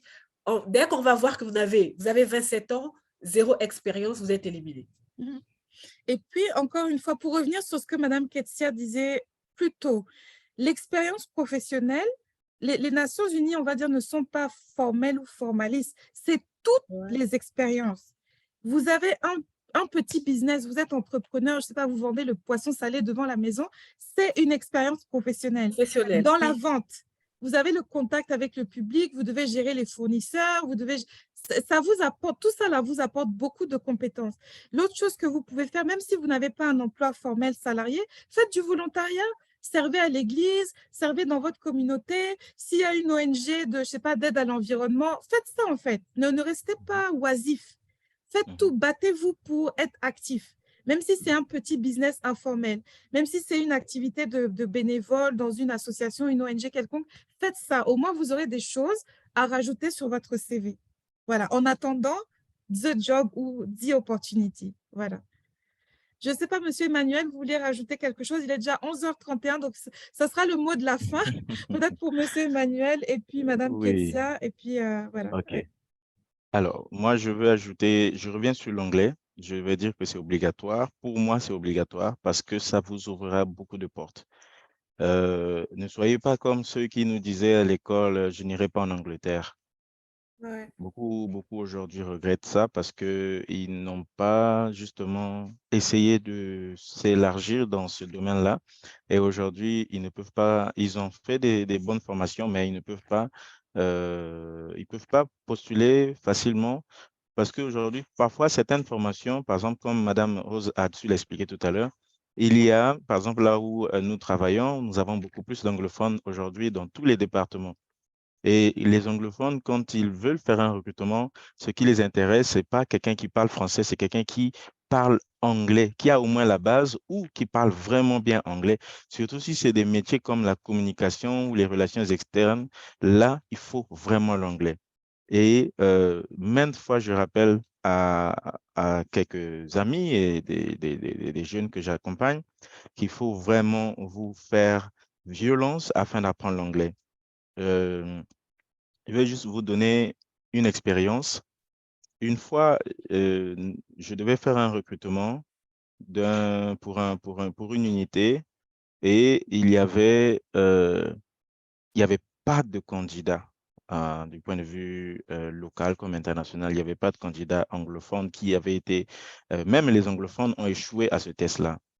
Alors, on a repris 2 ou 3 fois ce recrutement jusqu'à ce qu'un jour, je me suis dit, mais attends, mais on a plusieurs candidats, même à l'étranger, congolais, qui peuvent aussi postuler. J'ai commencé à chercher les profils ailleurs et j'ai trouvé des profils qui étaient francophones, mais très bons en anglais.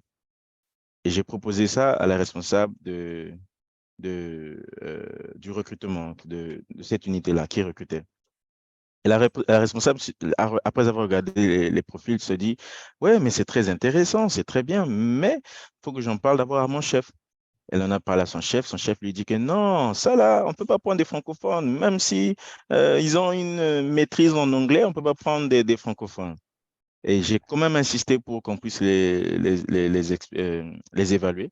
Et la directrice a dit, la directrice, donc c'était une directrice en fait, elle a dit, OK, on va voir si ces personnes-là sont capables. Donc on les fait passer avec les autres anglophones.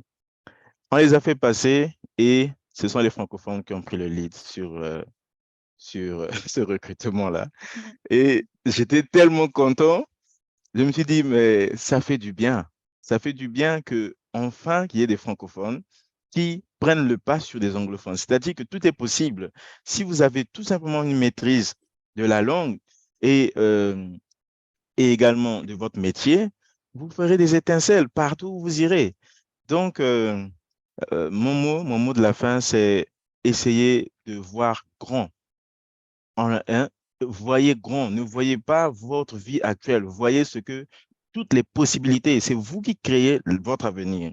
C'est vous. Il n'y a pas quelqu'un qui va vous dire non, ça, tu ne peux pas arriver. Quand quelqu'un vous dit ça, tu ne peux pas arriver, vous lui dites je vais arriver et je vais même passer au-dessus pour te montrer que, bon, moi, ma vie, ça a toujours été comme ça, des challenges où des gens m'ont toujours dit tu ne peux pas faire ça, tu ne pouvais pas arriver à tel niveau.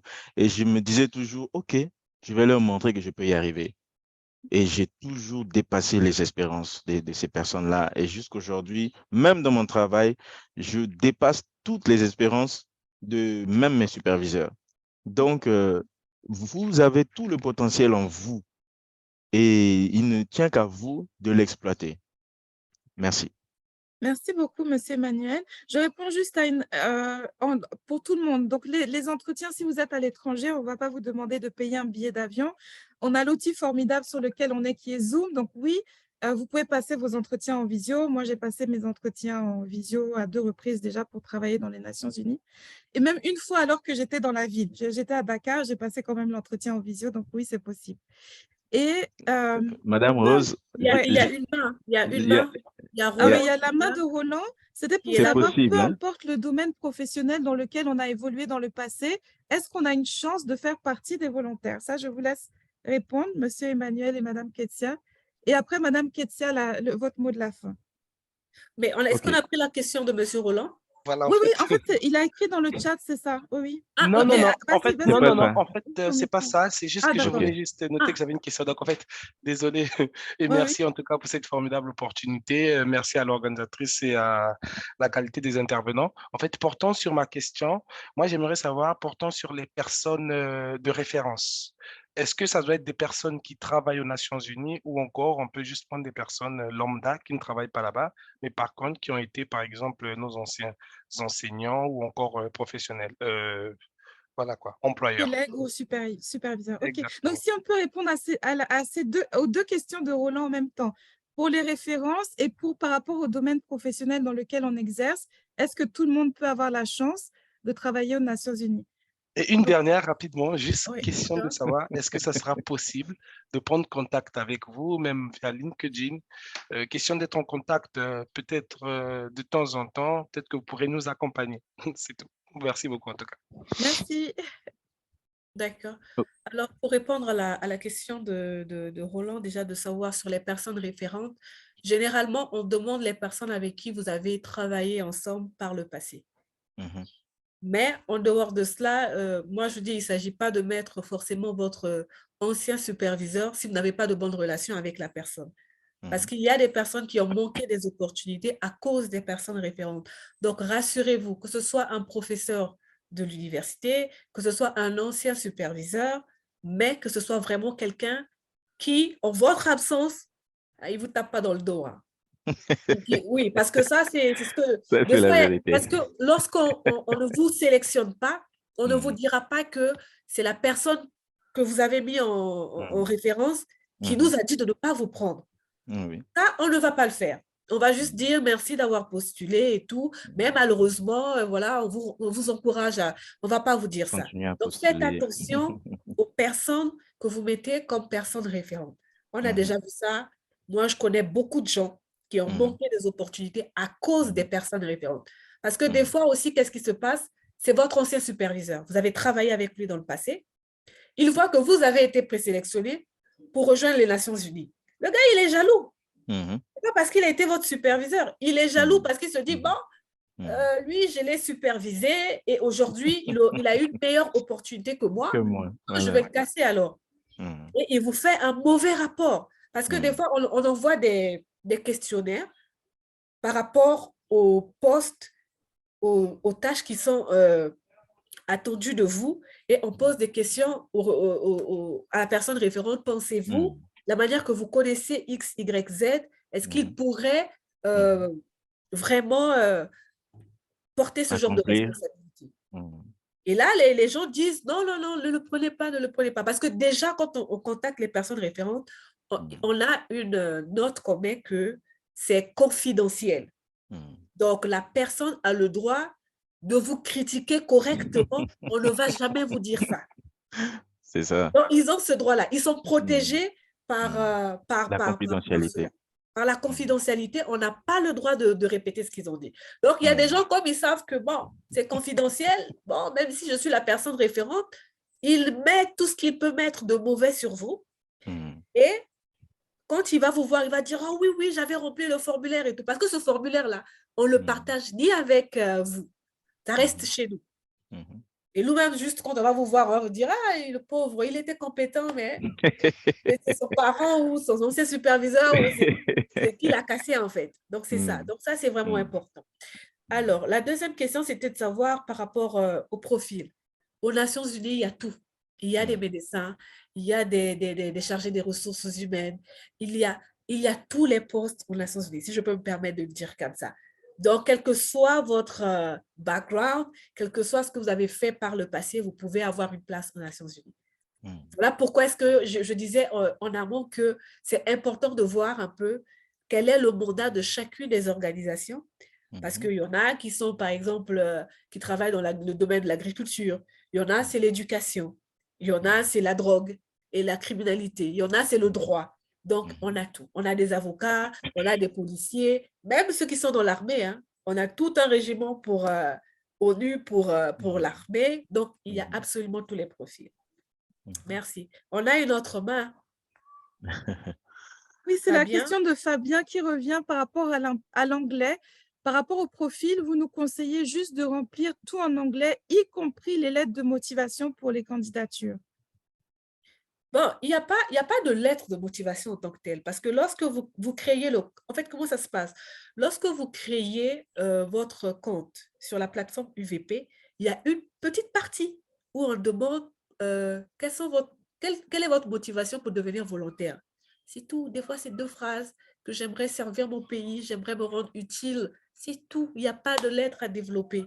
Donc, vous dites juste 2, 3 phrases captivantes de pourquoi vous voulez être volontaire. Vous pouvez vous inspirer de ce que les autres écrivent sur Internet et tout, vous reformulez. Comme ça, au moins, on voit que vous êtes motivé et tout cela. Maintenant, pour l'anglais, pourquoi est-ce que je recommande de remplir le formulaire en anglais? Parce que il arrive aux Nations Unies des fois, vous êtes dans un pays francophone. Le jour de l'interview, ton poste là, tu vas travailler en français. Mais il y aura une question en anglais. Vous voyez? Ou encore, même pas juste cela, mais on se dit que avec ton poste, tu devras utiliser une plateforme en anglais. Tu peux être compétent. Des fois, quand tu remplis ton profil en français, la machine, lorsqu'elle se met à balayer, tu es parti déjà. Donc, c'est important de mettre quand même en anglais. Quand le robot fait on disqualifie d'autres candidats, au moins tu passes cette étape-là. Et après, tu vas te battre à l'interview. Parce que des fois, pour les pays francophones, parmi les questions, je prends un exemple comme ça, s'il y a 5 questions, il y a 4 qui sont posées en français et 1 en anglais. Donc, au moins, si tu as bien répondu aux 4 questions en français, en anglais, même si tu te bats, ça peut faire à ce que, par rapport aux réponses données en français, que tu aies pris de l'avance par rapport à d'autres candidats et que tu aies le poste, même si ton anglais est... Donc, c'est juste savoir se vendre. Mais vraiment, je recommande d'apprendre la langue. Ça va vous ouvrir énormément de portes. Merci. Alors, merci. Monsieur Emmanuel, tu voulais ajouter quelque chose rapidement? Oui. Premièrement, sur les référents, je voulais ajouter une chose. Lorsque vous inscrivez un référent dans votre CV, prenez toujours le temps de l'informer que vous l'avez inscrit dans votre CV. C'est très, très important parce que nous avons eu, comme Madame Saya vient de le dire, nous avons eu parfois à contacter des gens qui avaient été inscrits comme référents superviseurs et la personne nous répond pour dire que mais telle personne ne m'a jamais contacté, ne m'a jamais demandé la permission pour mettre mon nom comme référent. Je ne veux pas répondre. Alors, oui, il y a des à gens qui ce sont moment-là, méchants. Hein? Il y a des gens qui sont vraiment méchants aussi. vraiment méchant. Ouais. Donc, à ce moment-là, vous faites quoi? Vous êtes obligé de ne pas considérer ce superviseur-là. Et parfois, on ne peut pas revenir vers vous pour vous dire la personne n'a pas voulu répondre parce que sinon, vous allez vous dire peut-être que c'est vous qui avez été sélectionné. Alors, voilà, vous perdez parfois la chance de pouvoir être retenu ou d'être proposé. Et aussi, comme Madame Saya a su le dire, s'il vous plaît, de grâce, ça c'est vraiment très important. Toutes les expériences, partout où vous passez, faites tout votre possible d'être le meilleur des anges. C'est-à-dire, vraiment, soyez bon, soyez bon. Qu'on ne vous attrape pas avec des histoires de « oh, il est parti subitement, il nous a créé des problèmes », parce que vous allez perdre vraiment beaucoup d'opportunités comme ça. Comme on l'a dit tout à l'heure, si vous tombez sur quelqu'un, un référent qui n'a pas apprécié son expérience avec vous, il va noircir votre fiche. Je vous le dis, et nous voyons beaucoup de fiches comme ça. Malheureusement, ces personnes-là, après, on ne peut pas les retenir. Donc, soyez bon, même s'il y a des mauvaises choses qui se passent, essayez au mieux de gérer cordialement, à l'amiable. Ne partez jamais d'une structure avec des problèmes que vous avez laissés. Parce que ça va vous rattraper tôt ou tard. Et même, je vais vous ajouter un petit élément. Il y a une personne dernièrement qui a perdu son emploi, qui a perdu parce qu'elle est arrivée jusqu'à l'interview, elle a été retenue comme la première. Mais c'est une ancienne, c'est une ancienne UNV, mais son expérience avec son ancien superviseur n'a pas été très bonne. Alors, certains sont tombés sur le fichier. Ils ont dit, mais celle-là, elle est recommandée pour ce poste-là. Ah, mais elle est dangereuse. Essayez de vous rapprocher de son superviseur et on va vous dire. La superviseure ne voulait pas parler, mais les ressources humaines ont fait plus de recherches pour voir qu'est-ce qui s'était passé et on s'est rendu compte que dans son profil, elle a mis tous les autres superviseurs, on peut les contacter, sauf la superviseure avec laquelle elle a travaillé, on ne peut pas la contacter. Et les gens se sont dit, pourquoi tous les autres, elle permet qu'on les contacte, mais elle, là, elle ne veut pas qu'on la contacte. La superviseure ne veut pas parler et on n'a pas assez d'éléments. C'est qu'il y a un problème. Alors, on doit revoir ça. Et finalement, elle a été mise en deuxième position. Donc, faites très attention, faites très, très attention avec l'expérience, le rendu, comment on va dire, votre image. L'image, c'est très important. L'image que vous avez. De la même manière, aujourd'hui, si par exemple, nous sommes staff et qu'on nous trouve dans des mauvaises choses, nous écornons l'image de notre organisation et on va perdre notre emploi. Vous aussi, votre image, vous devez la protéger. Vous devez vraiment veiller à ça. Ça, c'est pour le premier, donc les référents. Deuxième question, c'était sur La variété des profils. La variété des profils, voilà. Il y a toutes sortes de profils. Et comme Madame Saya a su le dire aussi, il y a plusieurs agences avec leurs domaines particuliers dans lesquels ils interviennent. Donc, il faut faire les recherches en fonction de ces domaines-là dans lesquels vous intervenez. Par exemple, à l'EMS, vous ne trouverez pas, par exemple, un profil sur, par exemple, comment on peut dire, sur les forages. Il y a pas, je pense pas qu'il y a pas de profil dans le MES, mais il y a des agences qui s'occupent de ça. Donc, vous devrez, voilà, l'UNICEF, vous devrez maintenant, l'UNICEF et le PNUD. Donc, vous devrez vous rapprocher, donc vous cherchez ces agences-là, voir les profils qu'ils proposent ou pour lesquels ils recrutent souvent et vous préparer. Vous devrez vous préparer pour une ouverture qui se fera afin que vous puissiez postuler. Et donc, pendant votre préparation, vous vous formez, vous apprenez. Et comme a dit Madame Rose tout à l'heure, appuyez-vous surtout sur les prérequis de la description des tâches. Il ne faut pas non plus faire du copier-coller, sinon là aussi, c'est très dangereux. Vous ne pouvez pas, on a demandé 5 choses chez vous, on trouve aussi les mêmes choses à l'identique. C'est très dangereux aussi. Il y a forcément des éléments, peut-être que vous n'avez pas fait, donc ne soyez pas là juste à, comme on vous a dit, basez-vous seulement sur la description. Non, regardez ce que vous avez fait. Est-ce que vous l'avez fait? Si c'est le cas, oui. Comment vous l'avez fait? Essayez de le faire ressortir dans l'aspect dans lequel vous l'avez fait afin que ça ne soit pas vraiment trop flagrant. Voilà un peu. La dernière question, c'était sur… Alors, il y a une question qui vient d'arriver sur est-ce que les expériences professionnelles qui ne sont pas attestées par un certificat de travail, un certificat en général, sont valables pour candidater? Oui. Oui. Oui. En fait, pour cette question-là, ce que je peux dire, c'est que si vous n'avez pas un certificat de travail, mais vous détenez un document qui stipule, qui prouve que effectivement vous avez travaillé ou vous avez été en stage dans une structure donnée pendant une certaine période, vous pouvez joindre cela et expliquer que vous n'avez pas eu d'attestation, parce que ça arrive. On ne va pas vous bloquer pour cela. Oui, on ne va pas vous pénaliser pour cela, mais en tout cas, si vous avez même un contrat ou encore un lettre d'engagement, voilà, n'importe quel, des fiches de paie, un document de mise en stage, de mise en service, quelque chose comme ça. Même s'il n'y a pas le certificat d'attestation de la fin, mais au moins un document de départ, vous pouvez joindre, ça va le faire. Et juste, je voulais encore marteler sur le fait de votre bon comportement tout au long de votre vie professionnelle. Il y a les référents, et puis c'est juste par rapport à mon expérience en fait. Moi, ma chef est partie enquêter via des contacts qu'elle avait auprès d'autres collègues, même pas des supérieurs hiérarchiques, même des collègues, pour se renseigner sur mon comportement. Parce qu'elle se disait qu'avec les chefs, on est toujours plus ou moins gentil et sympathique, mais pour savoir si vraiment une personne a un comportement normal, c'est avec les collègues. Donc, même avec vos supérieurs, vos égaux, vos inférieurs, comportez-vous toujours de manière polie, professionnelle. On n'est pas obligé d'aimer tout le monde et d'être ami avec tout le monde, mais soyez toujours au moins voilà, professionnel, Conciliant carré, voilà, et professionnel. voilà, poli, positif, etc., etc.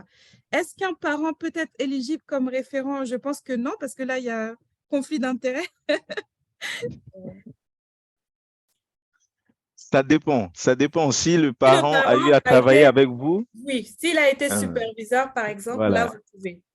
Par exemple, moi, je peux avoir un Ouais. cybercafé, exemple, et je prends mon neveu. Oui, Après, le neveu, c'est une expérience professionnelle, puisqu'il a eu peut-être à gérer un cybercafé. C'est tout un management aussi. Donc, il peut bien me mettre comme référent. Ça, c'est pas un problème. c'est pas un C'est pas un problème. problème. Le problème se pose si un parent travaille dans l'institution où vous postulez. Voilà. Là, il y a conflit d'intérêts. Mm. Tu vois? Mais si c'est pour les questions de référence, je tenais à souligner aussi un point important, c'est que des fois, on dit on a besoin de 3 personnes référentes.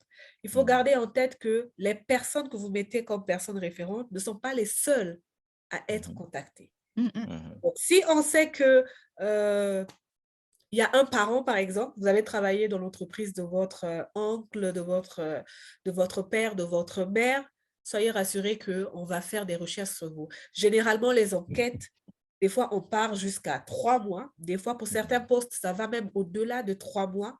On Mhm. enquête sur vous. On voit Mhm. vos publications, par exemple, sur Facebook. Vous taguez Ah, des ça. gens. On contacte ces Merci. personnes-là. Ils ne savent pas que vous avez, bon, que vous avez postulé, on les contacte comme ça, on sympathise. Mhm. Et on pose des questions. Est-ce que tu connais? Il y a des enquêtes qui se font vraiment, Mhm. vraiment. Oui. Donc, pour ça, c'est pas un Oh, problème. alors, Je merci voudrais beaucoup. juste, Ah, voilà, excusez-moi, juste juste voilà. une minute, juste Oui, une minute. Je voudrais juste rebondir sur Facebook.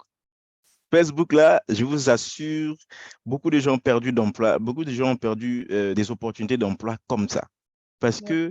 que moi, déjà à Dakar, lorsque je recrutais pour des entreprises, mon premier réflexe, c'était d'aller sur Facebook, sur LinkedIn, sur tous les réseaux sociaux, même sur WhatsApp pour voir les statuts de la personne, pour voir toutes les photos. Je vais sur le profil de la personne, je scrolle jusqu'à la toute première publication pour voir qu'est-ce qu'elle publiait à l'époque. Est-ce que c'est quelqu'un qui était fait tard, qui allait souvent dans les boîtes, il y a tellement de choses que vous voyez sur Facebook.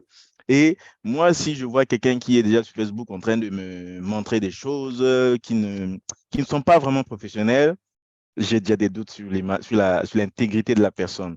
Alors, je ne peux pas recommander cette personne-là pour une entreprise.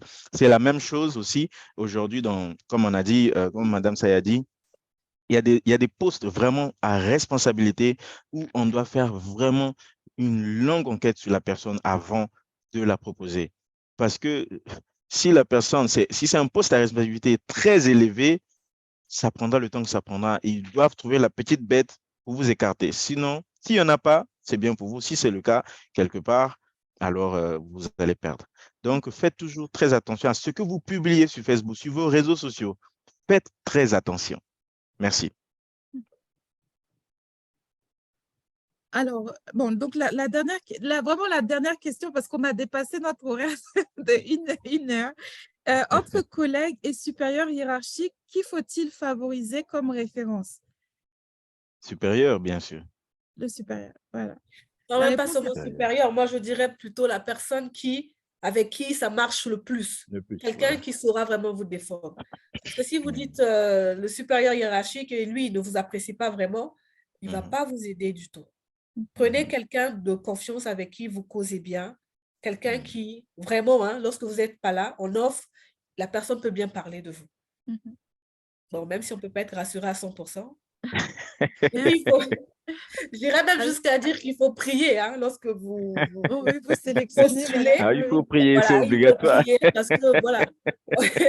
Là, tu peux penser que la personne te porte à cœur, mais au fond, c'est Ah pas le là cas. là, Elle on t'aime a vu pas, beaucoup de voilà. choses. Ok. Ouais. Alors, encore une fois, merci beaucoup.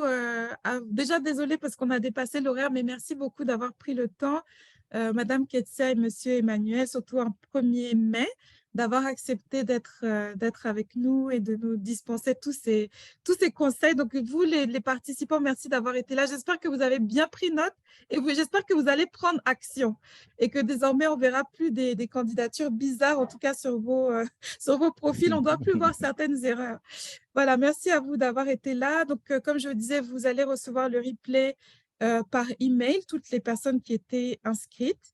Voilà, donc bonne suite de 1er mai et bonne chance pour vos Vous candidatures. pouvez toujours Merci. nous joindre aussi sur LinkedIn, hein. Nous sommes disponibles si vous avez besoin de conseils, d'assistance, si vous voulez postuler à un poste concernant l'EMS.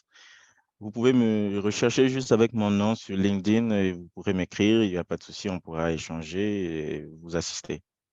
Merci. Vous pouvez également Merci. suivre aussi le programme Venu sur Facebook, sur Ouais. Twitter, parce qu'on aura pas mal d'activités qu'on va organiser, des activités vraiment ouvertes au public, mais pas juste ouvertes au public. Comme je le disais, nous, on ne travaille pas juste avec le système des Nations Unies, mais aussi avec les communautés. Donc, on aura des activités vraiment de promotion du volontariat qui seront mises en œuvre. Donc, si vous pouvez vous joindre à nous, on sera ravis. Voilà, merci encore à tous et bonne suite de 1er mai. Bye bye, bonne fête des travailleurs. Bye bye, merci. Et Bonne merci fête, bonne Rose. fête à Merci Rose vous. et Emmanuel aussi. Merci beaucoup, Madame Saya. Merci beaucoup, Madame Rose, et merci à tous les membres, tous les participants. Merci aux participants. Je vous souhaite bonne chance. J'espère que vous avez bien pris note et vous allez bien expérimenter ces conseils-là. On se retrouvera peut-être dans un autre panel avec Madame Rose, bien sûr. Ça, ce sera un plaisir. Et Madame Merci. Saya, bien sûr, avec d'autres experts aussi. J'ai beaucoup d'autres éléments qui pourraient peut-être vous accompagner un autre jour. Ça dépendra de Madame Rose. On pourra D'accord, les oui. inviter pour venir nous assister. Ouais, avec joie, si vous êtes disponible, avec joie en tout cas. OK. Merci.